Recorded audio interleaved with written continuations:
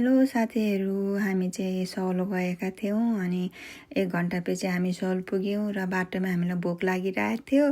अनि के खाने भनेर सोचिरहेको थियौँ अनि नेपाली रेस्टुरेन्टमा गएपछि के खाने भनेर हामीले त्यहाँनिर स्क्रिनमा हेरेर हामीले चुज गऱ्यौँ। हामीले मोमो चाउमिन अर्डर गऱ्यौँ अनि एकदमै जाडो छ बाहिर चाहिँ। हामी पुग्यौँ रेस्टुरेन्टमा खोज्दै ओर्दै भए पनि अनि दिदीले अर्डर गर्नुभयो। हाम्रो अर्डर पुगिसक्यो किचनमा अनि हामीले चाहिँ बाहिरको दृश्य हेर्दै चाहिँ हाम्रो अर्डरलाई पर्खिरहेका थियौँ। अनि दिदी चाहिँ पुरा पोज दिँदै बसिरहनु भएको छ।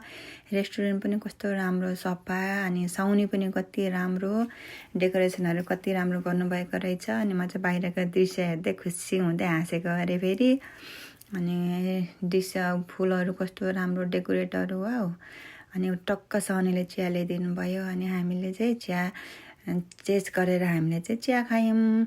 अनि चिया पनि एकदम मिठो है, दुध लाएर अनि मरिच लाएर बनाएर दिनुभएको, घरमा खाए जस्तो लाग्यो मलाई चाहिँ। अनि हाम्रो अर्डर पनि आयो अनि अर्डर आएपछि दिदीले चाहिँ अनि खानुभयो, मिठो रहेछ भनेर पुरा खुसी हुँदै खानुभयो। अनि मैले पनि खानु थालेँ, पुरा भोक लागिरहेको थियो नि त, हामी बिहानै हिँडेको। अनि त्यसपछि फेरि हामीले अनि मोमो अर्डर गरेको थियौँ।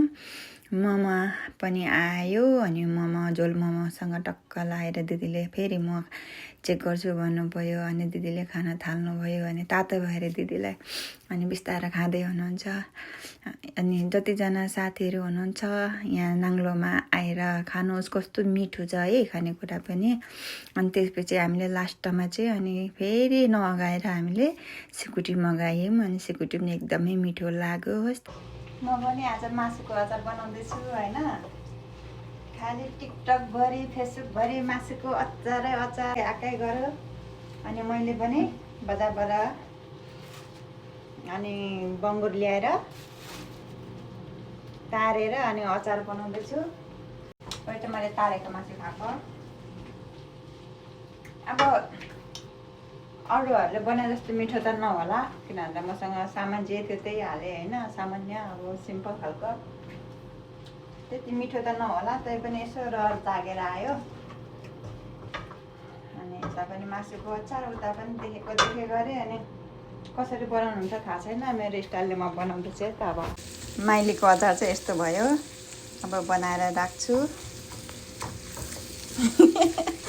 हेर्दा चाहिँ यस्तो छ, अब कस्तो हुन्छ कुनै खोर्सानी मात्रै ज्यादा छ होइन। यतिको भयो होइन, खोर्सानी साह्रो धेरै लागेको छ। अब तात्ने सेलिन्छ अनि ताइले तातो छ, सेलेपछि बट्टामा लाउँछु। अनि यसो अचार लभर पनि यति साह्रो भयो कि होइन। यो सबै नेपाली ब्रान्ड, नेपाल आमाको अचार है। यो आँपको डल्ले खोर्सानीहरू, डल्ले खोर्सानी डल्लो भिन्दै पेस्ट भिन्दै यो मासुको अचार पनि थपिँदैछ। ल साथीहरू, अब चाहिँ मेरो अचार सेलाइसक्यो होइन। अब कस्तो हुन्छ थाहा छैन है, खै एउटा चेक गर्छु ल कस्तो भएछ।